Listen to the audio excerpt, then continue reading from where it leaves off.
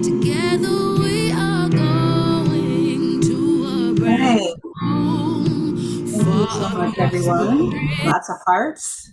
You're going to take your people. We're going to take our people with us. I love that song, and it is so incredibly inspiring to me, and it kind of encapsulates the moment and the purpose that we are here.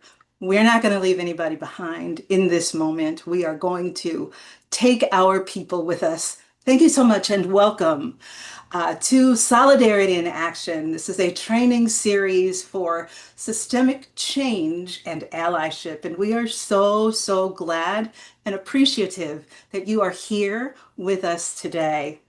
And thank you to everyone that has introduced yourself in the chat. We're not going to have the chat on today because we have such a large number of people who have registered. So if you have not introduced yourself in the chat, we'll give you about a minute to about 10 seconds to do that. And then we're going to turn the chat off. So thank you again so much for being here. And we're going to go to the next slide and go on and get started. We will disable the chat now. But we'll have an opportunity for you to engage with us in just a moment. Thank you for being here again. What I would like to do first is go over the agenda for today's call.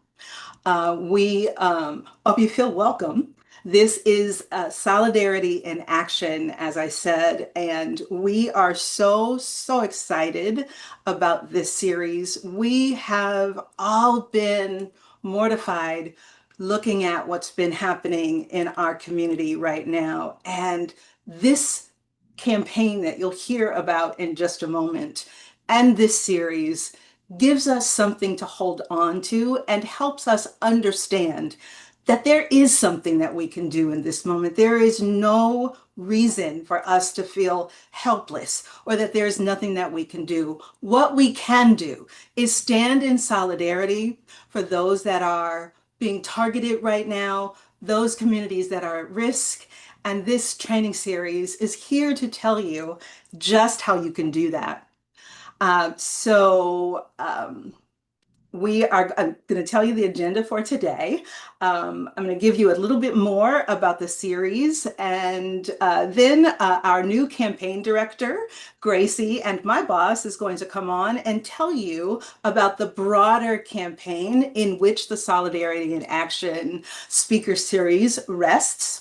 And then what you're here for is to hear a wonderful conversation between our co-executive director, Leah Greenberg, and one of my very favorite authors, favorite researchers, and favorite people in the world, Heather McGhee.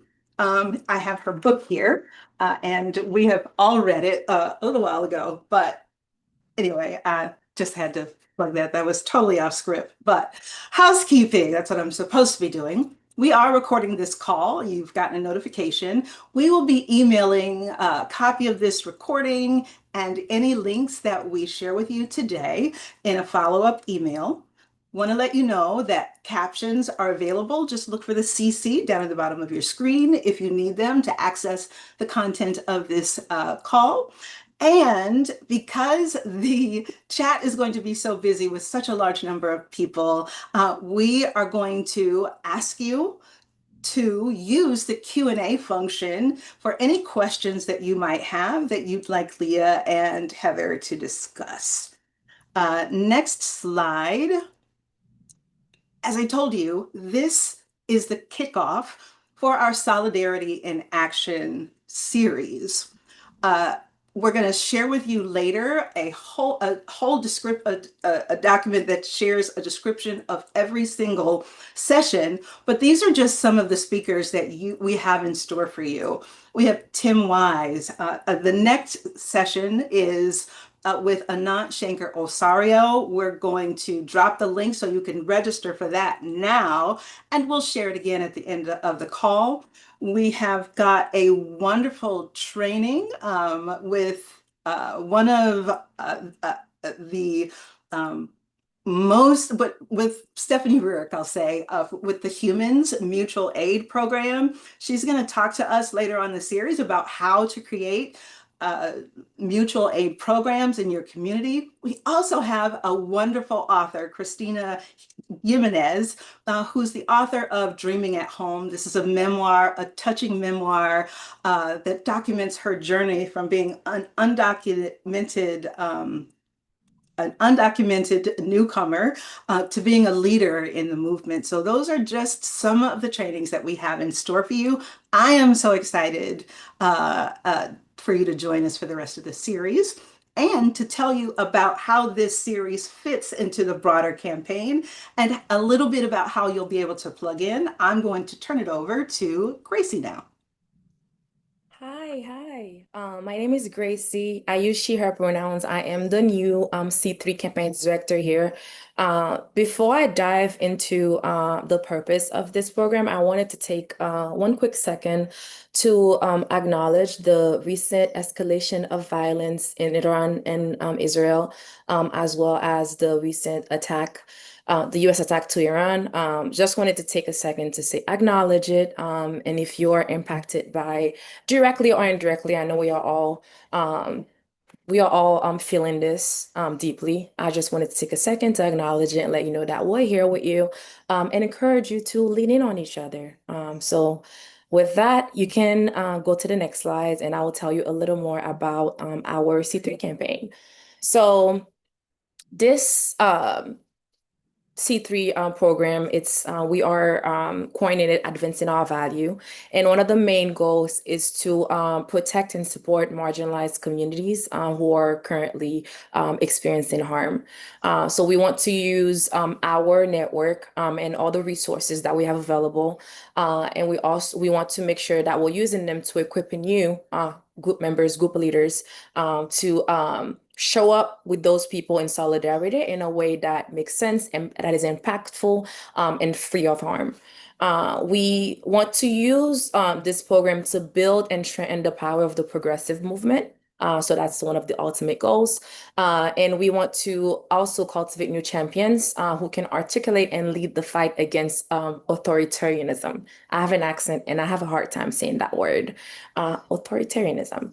And we will be developing locally focused mutual aid projects. We'll have more details about this, but essentially, as we're presenting and educating y'all, providing with all the skills necessary to show up for those facing harm. We want to use mutual aid as one of the main tools. And in order for us to do that, we actually would want to hear from you. You'll hear more about the details, but we want to hear about like how you want to show up for your community. There's actually going to be an opportunity for at the end of this series for you to propose projects that you would like to start within your community. And there will be some grants available. And part of being able to participate and like get in those grant is going to be part of the requirements is participating in those training series. So more to come, but that is our C3 program overview. I will then pass it over to Leah, I believe, who's going to get us started. Wonderful. Thank you, Gracie. Thank you. Oh, can you hear me? Yes. Okay, wonderful. Thank you, Gracie. Thank you, Kimberly. I am so pleased to be here with you all today. I saw one of the early questions was how many people are here, and we've got nearly 2,000 people on this call right now. So, hey, everybody, nice to see you. Um, I'm here to introduce Heather and start the conversation, but I'm just gonna take a quick step back around just echoing some of the purposes for this training series for the program that we're launching collectively. We know as authoritarianism rises, right? We know that impacted communities, immigrants, trans folks, communities of color, religious minorities, they will be targeted and on the front lines of fighting back. We know that is a central part of what authoritarianism is and how it has always worked in this country. And so we wanted to really dive into, and we know that solidarity has to be at the center of our own political practice, whoever we are and however we are personally impacted. We wanted to go a little bit deeper on the idea of how we practice solidarity. What does it mean to be in this fight together? What does it mean to show up in solidarity across lines of difference? what does it mean to use privilege that we hold for good? All of these things, how do they actually work? So we're doing this series of practical trainings, but we wanted to open with a bigger picture reflection on why solidarity has to be at the center of our political practice that's really rooted in our history, in American history, because across the country, we are seeing this coordinated authoritarian movement attempt to roll back civil rights, silence dissent, reassert white nationalist control over our bodies, our schools, our votes, our future. Just like in earlier chapters of American history, those tools of repression have been dressed up in false promises, division, fear, scarcity, the idea that some of us have to lose for others of us to win. That is what they would like to tell us. But also, history tells us another story, a story about what is possible when we join across lines of difference to fight for a true and inclusive democracy. No one has told that story more clearly, more powerfully than Heather McGhee. I am so excited to introduce her. If you have not read The Sum of Us, we hope to have this conversation function as kind of a quick intro to some of the core ideas, but you should read the whole thing because it is one of the best books I have ever read. And I recommend it everywhere I go. But I've skipped over the part where I actually introduced Heather McGhee, and then I'm going to come back to exactly how much I love Some of Us. So, folks, Heather McGhee is an expert in economic and social policy. She is the former president of the inequality-focused think tank Demos. She has drafted legislation, testified before Congress, contributed regularly to news shows, including NBC's Meet the Press. She is the author of the New York Times bestseller, The Sum of Us: What Racism Costs Everyone and How We Can Prosper Together. She also chairs the board of Color of Change, the nation's largest online racial justice organization. She holds a BA in American Studies from Yale University and a JD from the University of California at Berkeley School of Law. And I would be remiss if I did not note that she was also a founding board member of Indivisible Project. Yeah. So, Heather, it is so great to see you here today. Hi, Leah. Oh, it's so wonderful to see you and all the thousands of people who have RSVP'd for this and are watching it now and will watch it later. Indivisible members, leaders, you all are changing this country, and I'm so grateful to be a part of the movement that you're building. Wonderful, wonderful. Well, before we dive into the big ideas in your book, I would love it if you could just share a little bit about what first inspired you to write The Sum of Us and what you were hoping readers would take away from it. Yeah, sure. Okay, so first of all, I want to say that solidarity is one of my favorite words. I'm really glad that we're making it cool again. We're bringing it back in vogue from the sort of annals of labor history. It's in other societies, it's sort of a bigger word, the various translations of it. And I think our whole society would be a lot better in the United States if we used it more and thought about what it means more. And so this training, this whole series of really thinking about how to live in solidarity is just such a powerful concept. And I think, honestly, it's the secret to us being able to win progressive power and make a better world for everyone. So at some point in The Sum of Us, I say that the United States was born deficient in solidarity, right? This is like one of our core ills, is that it was part of the economic formula of our first kind of ruling class, the colonial plantation class, to break the bonds of solidarity and to create this race-based hierarchy in order to prop up their own power. And ever since then, we've seen wealthy and powerful people use what I call zero-sum thinking, right? This idea that your neighbor is your enemy, and that if one group of people does better in life, then that has to come at your expense. You should be rooting against people who are just generally actually pretty similar to you, in terms of like what they need and want in the world. And that we should sort of resent one another's progress. That kind of competition and infighting, that like absolute opposite of solidarity, is what has been the power for the ruling elite. Because when the regular folks who have so much in common are divided and resentful of one another, their resentments can be used to prop up the folks who are selling that story. And that like basic idea is one that seemed increasingly clear to me when I was working in public policy for nearly 20 years, working on solutions to inequality. And basically My organization, Demos, worked on inequality in our democracy and our economy, and we did research and statistical analysis, and we went to Washington and we testified and we drafted legislation. This cycle of working for change, and yet it felt like there was always this invisible headwind, and this invisible headwind was the zero-sum story.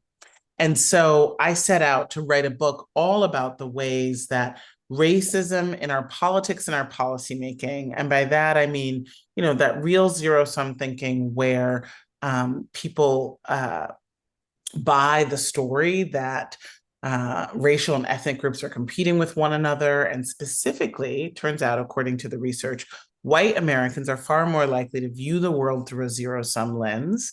And so it's that idea that is sold so aggressively and marketed in politics to white people, particularly, that says you should fear people of color, fear their presence, fear their progress. You should resent their claims for liberation and justice because they're going to come at your expense. You're not going to be well off. You're going to be threatened. You're not going to be safe if this racialized other has what they want. And so you should vote for me, whatever, kind of right-wing demagogue who's making that story, because I will keep them in their place, far away from you and beneath you, is sort of the way the story goes.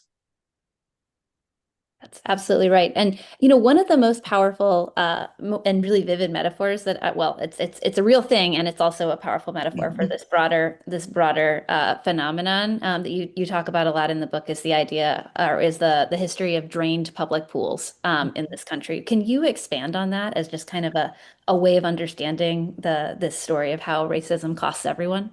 Yeah. So the opening line in my book is, why can't we seem to have nice things, right? Which I think is a question that I'm sure that many of you have asked yourselves. It was one that I asked myself as I was working to win nice things. By nice things, I don't mean like drive-through espresso, right? I mean like universal childcare and paid family leave and healthcare and, world-class infrastructure and a rational and aggressive response to the threat of global climate change, right? Nice things, like, just like a decent quality of life, a functioning government, a representative democracy. Like, it seems like we should have it, and yet it keeps being just out of reach. And so that question of why we can't have nice things really was the guiding question in my book. And what I discovered was that racism in our politics and our policymaking was keeping all of us from having nice things. And here's how.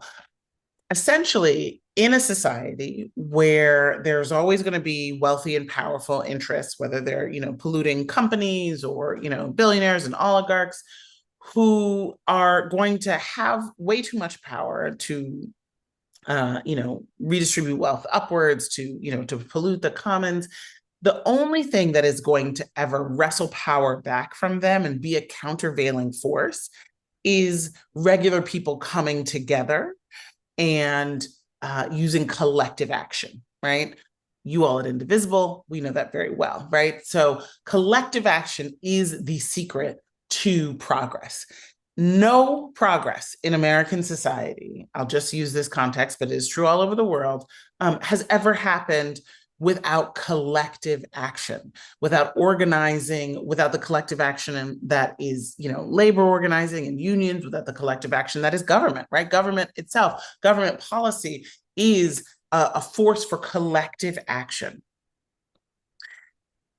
But in a multiracial society, if the wealthy and powerful can fracture people who have common interests, then you can break the capacity for that collective action. And the story of the drained public pools, to me, was both unbelievably real and a history in our country, and it was an apt metaphor for how racism has been used by the elite to get white Americans to pull away from things that would have them be in a kind of collective with people of color, with people that they'd been taught to disdain and distrust. So what is this story of the drained pools? Just very briefly, right? We used to have in this country nearly 2,000 lavishly funded grand resort style public swimming pools. And these were like huge Works Progress Administration, New Deal swimming pools that could often hold thousands of swimmers at a time. And they were almost always segregated, no matter where they were in the country, right? There's that taboo that was kind of, even in a supposedly, integrated society, you were not going to have Black people and white people swimming together, right? So these, were created in the 30s and 40s. And in the 1960s, when they began to be desegregated due to federal court orders, many towns and cities drained their public pools rather than integrate them. And of course, this is, an unbelievable thing. I have, accounts of, people watching the truckloads of dirt and gravel be poured into these drained pools, seeding it over with grass. It's just insane. And it is also, however, I think a really apt metaphor for the other New Deal public goods, not just the swimming pools, but the whole set of economic public goods that built the American middle class, but in a racially exclusionary way. And those economic public goods are things like Social Security for the elderly, which actually excluded the two job categories that most Black workers were in, domestic work and agricultural work, due to a compromise with the Jim Crow delegation to the New Deal Congress. Those economic public goods that made a strong middle class in the middle of the 20th century included a massive investment in housing that working people could afford. And on top of that, something really heretofore unprecedented, which was the idea of mass home ownership, which was facilitated by government policy that made it cheap, easy, that regulated and backstopped the mortgage market. But of course, it was predicated on this assumption that people of color would be too much of a credit risk. And so we had federal policy all around the country of including racial covenants, saying that only units of housing that they could only be sold to people that are of the Caucasian race, and things like redlining, which, surveyed neighborhoods down to their block level for their racial and ethnic character and barred loans from those areas. We had the GI Bill, right? That's another one of those economic public goods, put a generation of college for free and into no down payment home ownership. But of course, what are those benefits? Those are in the highly segregated housing and higher education sectors, right? So you had all of these economic public goods that really created the greatest middle class the world had ever seen, but they were like a whites only public swimming pool. And then I argue, as someone who's very focused on the economic rules in our society, that once integration and civil rights in the 1960s and 70s meant that everybody should be enjoying the fruits of our economy, no matter what their color, then you had the wealthy and powerful begin to use explicit and often dog whistle racist tropes in politics in order to get white people to vote against the party of the New Deal once it became the party of civil rights, right? I think we should all know, as just like a basic fact of our country's history, that the majority of white Americans have voted against the party of civil rights ever since Lyndon Johnson signed the Civil Rights Act, right? So no Democrat has won the majority of white voters since Lyndon Johnson, right? And so much of what the right wing depends on is white people seeing politics through a lens of race. But I argue that it's that lack of solidarity and that lack of willingness to be a part of the kinds of common solutions to our common problems that has created economic inequality for everyone. So of course, in a town where they've drained the public swimming pool, nobody gets to swim. And you only get to swim if you're rich enough to create a backyard swimming pool. And that's kind of what our economy is today, right? It's like a whole bunch of backyard swimming pools and no public pool that everyone can use. Absolutely. It's such a powerful metaphor, especially in a moment when we're literally watching just a massive and immediate effort at rolling back social and economic protections across the board, Yeah. following a rise in authoritarianism that has been heavily predicated on a divide and conquer strategy. That's right. I'm wondering if you could pivot from that to talk a little bit about how your framework helps us understand the political backlash to movements for racial and economic justice, from voter suppression to kind of the anti-DEI, anti-woke laws push to state violence. Yeah. So where do I begin? There's so much, right? So, I use the term drained pool politics to describe when racist logic is used to destroy something that's good for everyone. And oftentimes this is through austerity, right? It's, when we were growing up, it was welfare reform, right? There was this idea that it was like all of these Black people who were on welfare. And so we had to destroy cash welfare, when of course the majority of people on cash welfare are white, right? And not having that kind of poverty, protection at the safety net level impacts anybody who is unfortunate enough to fall into poverty, right? But it was really a sort of racist politics where the image was, we're going to end this experiment in supporting Black single moms, right? So that's the like sort of kind of iconic one from our youth, right? From the 80s and 90s. But then of course, it's been reanimated for every generation. And so right now, what we're seeing is this attack on diversity, equity, and inclusion.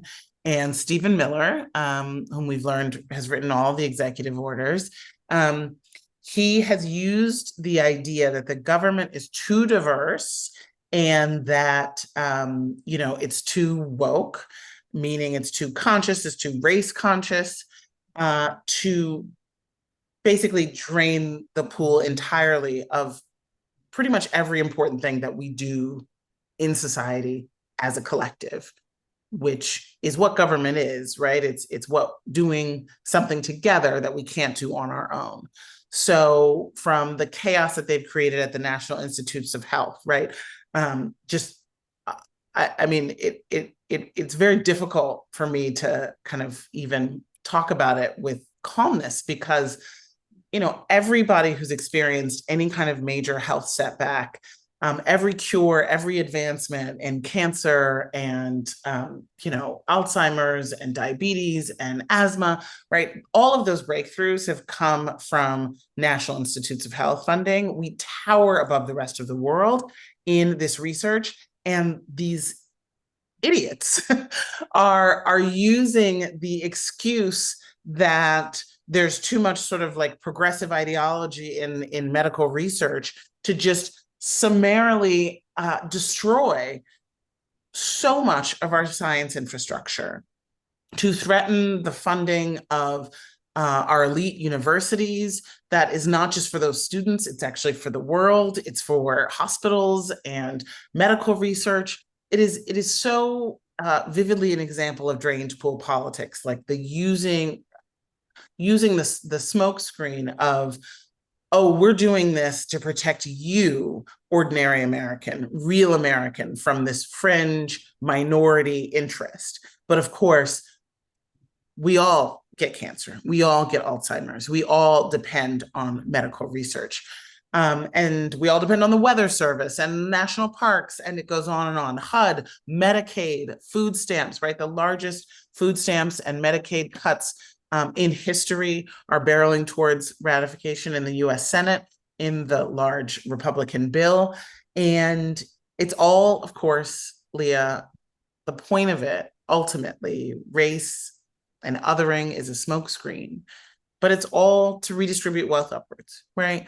Letting the wealthiest man in the world wreak havoc in our federal government and summarily fire tens of thousands of civil servants is just so that he can get a bigger tax cut and, shake off government regulations and investigations. And I was talking to my son about it the other day, and he said, well, why would Elon Musk want to do all that? Because he's so rich. He doesn't need any more money. And I said to him, honey, you don't become the richest man in the world without being the greediest man in the world. This is all about greed. And racism is used as a way, frankly, to get people who should know better to feel like they are not implicated in these attacks on the commons, to think it's a zero sum. So what's good for me is bad for them and vice versa. Using in today's politics, it's not just the attack on DEI, which is code for Black people, but it is also, of course, the massive dehumanization and criminalization of immigrants.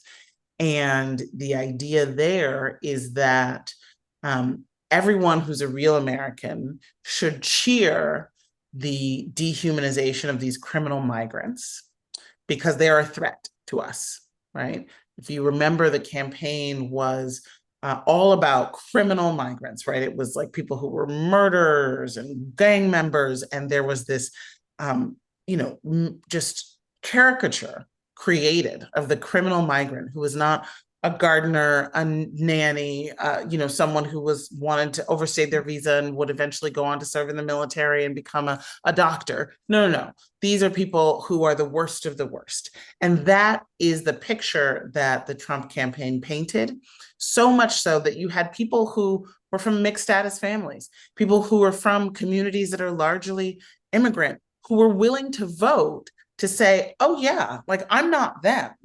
And in fact, it would be great for me. They're giving us a bad name. You know what I mean? Like I want to actually vote and say that I am a real American, not this criminal, right? And of course, those of us who know history, 92% of us as Black women who know what time it is and stay ready, we could see right through that, to see that, of course, this was going to be a mass deportation campaign that would impact everyone. And that's what we see. But fortunately, what we've also seen in return and in response has been an upswelling of solidarity, of ordinary folks who didn't think immigration was their issue, but who live in communities where, of course, immigrants are their neighbors. And we've been willing to set up networks to inform neighbors, when ICE is on the block. We've been willing to put our bodies in front of the line in courthouses. We've been willing to do things that we never thought we would, because the unthinkable is happening right now, and it's happening in our names. And we've got to show that solidarity and never again allow ourselves to be fooled into thinking that it's going to be somebody else who's impacted through this kind of dehumanization. Yeah, absolutely. Absolutely. And you talk in your book about the solidarity dividend, like the gains, the very tangible gains that people can achieve when we work together across difference. Can you talk about how you've seen that play out in history and like what lessons we should be taking from it right now? Yeah, so I wanted to come up with a term for basically the opposite of zero-sum racial thinking, right? Because zero-sum says, there can be no mutual progress. A zero-sum game, obviously I should have defined it, right, is when players are in a game and the sum can only ever add up to zero. So if one player scores a point, the other player loses a point, right? It's this sense that, what's good for one group is bad for the other and vice versa. And once I recognized that there was zero-sum thinking and drained pool politics in so many areas of our public policy, frankly, that are otherwise kind of head scratchers, like, why don't we have universal health insurance? Why don't we have universal childcare? Why is our democracy so confusing? And why is there so much voter suppression? And why do we have money in politics running amok? Why is it that we have these huge holes in our environmental regulation that let polluters do whatever they want? Why is it that our education system is not what it should be? Why is it that housing is unaffordable? And in each of these areas, you've seen places where racism in our politics or in our policymaking, in the history of the policy or in the politics of what stops us from winning a kind of progressive policy that is too easily sort of race baited away, you see those fingerprints. And so I decided to think, okay, well, if the way racism stops us from having nice things, all of us, is that it gets in the way of collective action and collective problem solving, either through government or through, mutual aid or whatever it is, then if we can find examples of people coming together across race and difference through cross-racial solidarity, then there must be some power in that, right? If divide and conquer is the strategy of the ruling class, then there must be examples of people coming together across race and finding themselves able to unlock a power that they simply couldn't have on their own.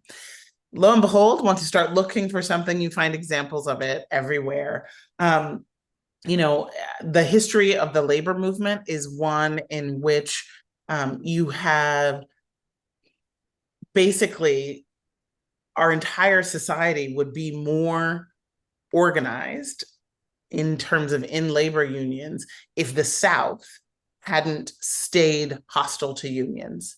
And so much of what keeps the South hostile to unions is anti-Black sentiment and the long-standing racism among workers, right? The idea that white workers would never link arms with Black workers, and that therefore the boss could always keep those workers apart and competing with one another for wages, whenever white workers strike, could bring in Black workers and vice versa, right? And so much of kind of the regulations that we have that keep wages so low are because of the history of slavery. And in states where slavery reigned, we have these very low wages, right? So I was able to find examples nonetheless of organizing that was explicitly race conscious, where labor organizers said, we've got to deal first with the racial consciousness of white workers and brown workers and Black workers, and make them realize that they have more in common than what keeps them apart, because otherwise we will always be vulnerable to divide and conquer politics. And so I found examples of that in 20th century, as well as examples in more recent fights, like the Fight for 15, which in some places the organizing strategy was explicitly about recognizing the way that racism was keeping everybody's wages low, and that cross-racial organizing was the key. There's so many examples. In fact, for those who are podcast people, I ended up doing an entire podcast documentary series just telling stories of cross-racial solidarity from the past 10 years. It's also called The Sum of Us. You can find it wherever your podcasts are sold, but from stories of Black-white organizing to stop a pipeline in Memphis, Tennessee, to stories of a community in rural Nevada where a white and an indigenous two people, one white and one indigenous Paiute, came together to stop a siren that had been blaring for over 100 years to signal that it was sundown, and therefore indigenous people had to leave the town. To farmers from Africa, from East Africa, who were able to sort of save a dairy farm in rural Maine, right? These stories of surprising cross-racial collaborations that both on a local level and in some cases rebounding up to national level, like in Florida, where it was a white Republican with a felony conviction and a Black civil rights leader with a felony conviction who together spearheaded the campaign to overturn felony disenfranchisement in Florida, right? These stories are ones that I think give us hope and remind us that we have so much more in common than we have apart. But at the same time, we are different and we bring different things to our work. And in fact, diversity is our superpower, because when people from different parts of the world and different backgrounds who have been raised to see the world slightly differently come together and work on the same problem together, they can see so many different dimensions of it. And that's why diversity creates stronger teams, why it helps create more innovation and breakthroughs, why diverse juries remember more facts, why diverse classrooms are good for all students, right? There is a secret sauce to that diversity. And of course, that is another reason why those who are the neo-segregationists who want to keep power for themselves are so adamant to attack diversity, equity, and inclusion. That's absolutely right. This is me just kind of snapping along over here. But a follow-up on that point around kind of like we're all in it together and we're all different, right? Organizations like Indivisible, we've got a lot of folks on this call who we have different identities, we have different positions in society. We also, I think, often collectively are moved into action by a sense that both, we ourselves and our community, our immediate needs are under threat, and also a lot of other people are perhaps under threat in a much more immediate and tangible way, right? As you mentioned, kind of folks who are moving into work because they are really concerned about attacks on immigrants right now, or people who are moving into action for, both as a person who might be directly impacted, but also immediately as an ally to somebody who is right now in harm's way. Can you talk a little bit more about lessons that you've seen for successful organizing across lines of difference that holds that common, we're stronger together, but also holds awareness of power differentials between allies and impacted folks? Yeah, that's such a great question. I just want to say first from the outset, the history of progress, as I said at the beginning, is the history of collective action. And when we're talking about progress for rights of minorities, whether it's civil rights or women's rights or, queer rights, anything where the power structure did not at all reflect the group that was trying to fight for liberation. Quiet as it's kept, it has always been a story of allyship. And I think that it's really important that we reclaim that history to understand that abolition was something that, you had, obviously, the Civil War, but before the Civil War, this was in so many white communities. People had made it their own cause to follow the leadership of, self-emancipated enslaved people and great leaders like Frederick Douglass and others. But it was essential to have white abolitionists. It was essential to have men who ratified the 19th Amendment, right? It was essential, right? So all of these examples are ones in which we could never get there alone.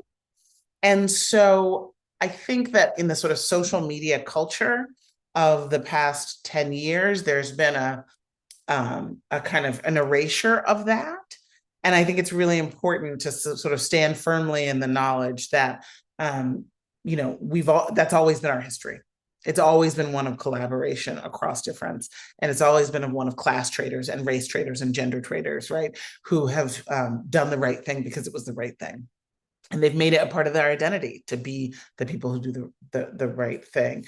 But I think the lessons that we need to know for now are that it's important to be humble and to be self-aware, right? To be self-aware of your relative privilege as a native-born citizen. I am hugely aware of the privilege that I have right now in doing the work that I am doing, in a very clandestine way in my life right now to help my neighbors who are vulnerable because of their document status, right? And that means that I am listening, I am following the leadership of people who are more directly impacted. It means that I am being willing to put myself in front and take risks that they should not have to take, because I know that the impact on me will be less, because I can't be deported, I don't think, yet, for something that I do. And I think that it's also really important to use your status as somebody who is an ally to be in rooms where most impacted people are not, and to do what all of you who have joined up and organized as Indivisible do so well, which is organize and talk to your neighbors and bring their stories to those rooms where they are not, and try to bring more people along. We would not be in this mess if the majority of Americans did not say, okay, to mass deportations, right? Progressives have been losing the argument on immigration for a generation now.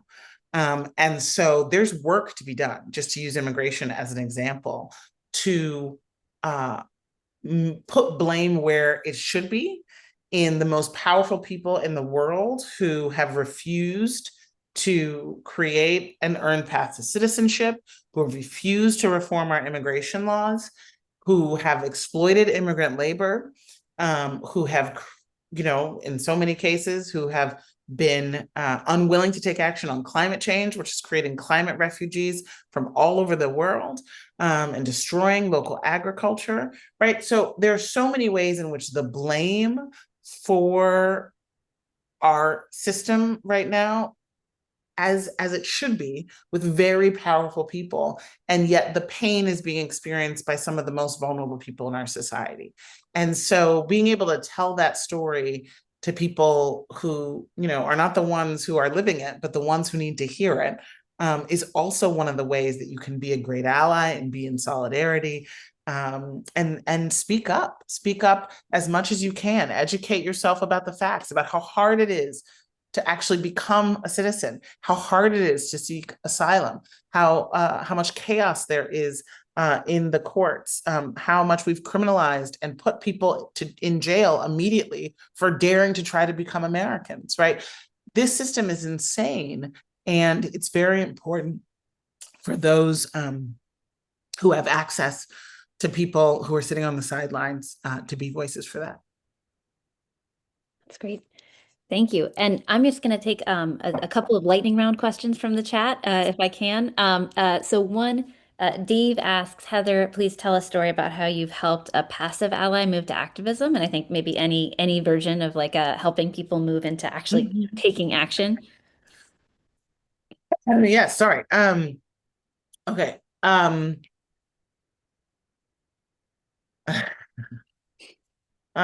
Yes. Well, I think probably from my own life, I obviously I've become completely addicted to gathering these stories and to interviewing people. There's so many stories you can get in the book, and as I said in the podcast.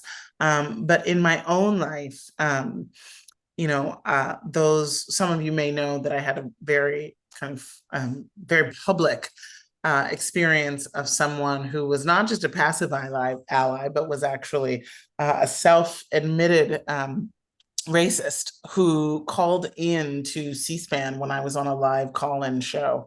And he said, I'm a white male and I'm prejudiced, but I want to know kind of what I can do to basically like be better.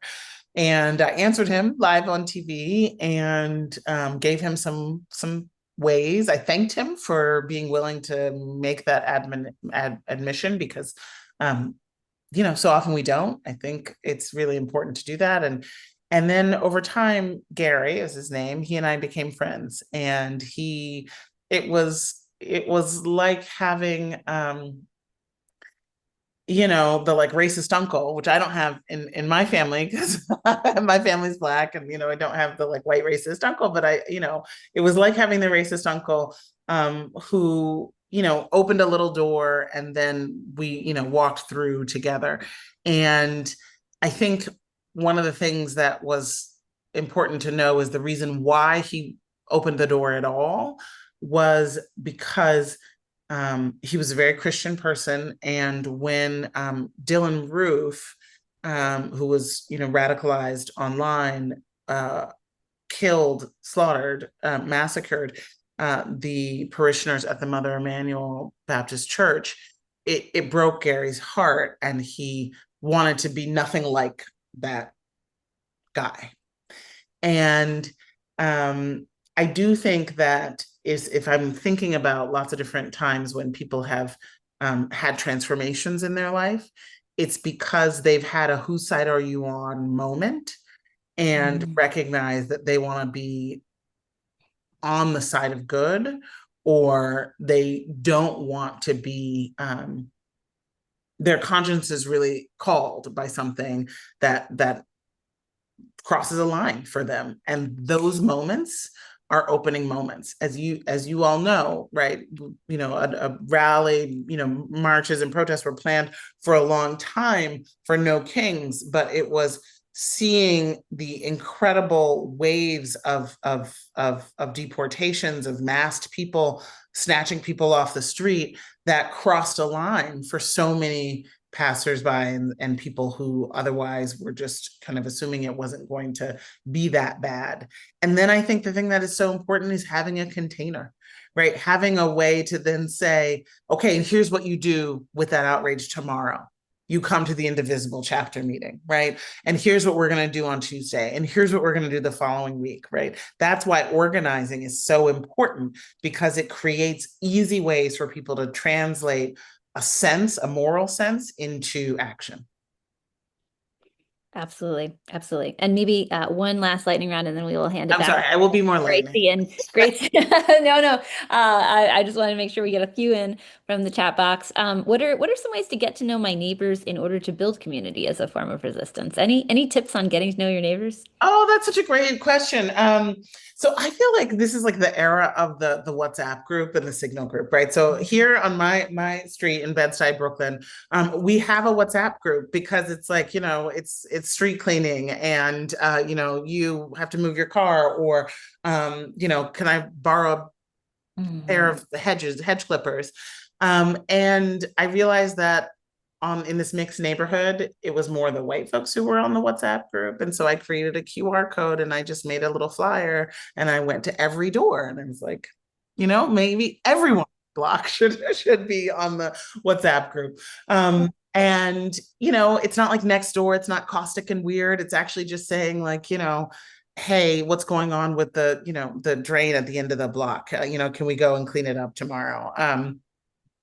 So that's one way, very literally. Another way is to, get to know your local, if you're in a kind of place where there's like coffee shops or, places like Main Street businesses, actually talk to people, find out their name, ask if they want to do like a message board, start to create the place where everyone in your community goes through at some point, right? Whether it's the dry cleaners or the Panera Bread or whatever it is, start to try to make those places where the people who work there feel like they can be a part of making it a real sort of way station. And because not every community is like very walkable, right? So if you're always in your car, it can be hard to get to know your neighbors, but everyone is probably going to pass through, your local places. Block parties, right? Things where you're actually just organizing for something fun, and then you actually get to know your neighbors, and then you can use that as a way to build scaffolding on and talk about what's going on in the world, and would they like to get involved? Awesome. Yes, and the role of fun, always actually so central, and sometimes we leave it out. All right, with that, thank you, Heather. This was amazing. I can tell from the many questions in the Q&A that this is sparking a lot of thoughts and conversation amongst folks here. I'm gonna hand it back to Kimberly to close us out and with our next steps. Thank you again. so much, Leah and Heather, for your inspiring words. And I didn't write the name of the person who asked the question, but someone asked, and Heather gave just the most chef's kiss response: how to help a passive ally move in to action. And part of that, as Leah said, is about building a container. And that is the whole purpose of advancing our values and the Solidarity and Action Speaker Series. We are creating a roadmap for you so that you can know exactly the tangible, concrete steps to be able to connect with your community, create those coalitions, and find and create real projects in your community that will meet the needs and create that container for solidarity projects and community support. So how can you do that? First of all, you can Remember to sign up for our next session in this series where we learn how to talk about building cross-racial solidarity and bridging that gap. We're going to drop the link in the chat for you to sign up. And also, we're going to drop a link to a document that describes all of the sessions in this series so you can see the roadmap and know that where we're going is for you to figure out with your friends and your colleagues and your fellow indivisibles, what is it that my community needs on the ground that is specific to my community? And how can we use our resources to meet that need? I am so incredibly excited about this opportunity. So in the document that was just shared, which is the overview, at the end, you will see some recommended readings and viewings. So if we can go open up that last slide, I'm sorry, we do have one last slide. If you can make sure that you look at that for July, we have the book Dreaming of Home. We're encouraging, and we have the author that's joining us, I'm sorry, in August. So now's the time to get the book and read it. There is a recommended reading for the month of September, which is a book called Mutual Aid, and it also helps contribute to the roadmap. And then in October, there is both a book and a video that we would like you to watch in preparation for that. So that's how we are creating the roadmap for building your own solidarity programs and mutual aid programs in your community. So please make sure that you register. But before you go, we need your voice. We need to know how to best support you. And we want to know how many people are ready to move into action. So we have a brief survey that we're going to open up for you, just 3 short questions. And while you're doing that, we're going to hit click and turn on the music. And we're going to say goodbye and thank you so much to everyone for joining us. And we look forward to seeing you in July for messaging for solidarity. How do we talk about this? How do we share this message with our friends and colleagues so that we can build that cross-racial solidarity and really pay attention to economic justice for everyone? So as those responses come in, I'm going to stop talking and we're going to turn on some music for you so you can fill out that survey, and that will take us to the end. Again, thank you from the bottom of my heart for you being here with us today.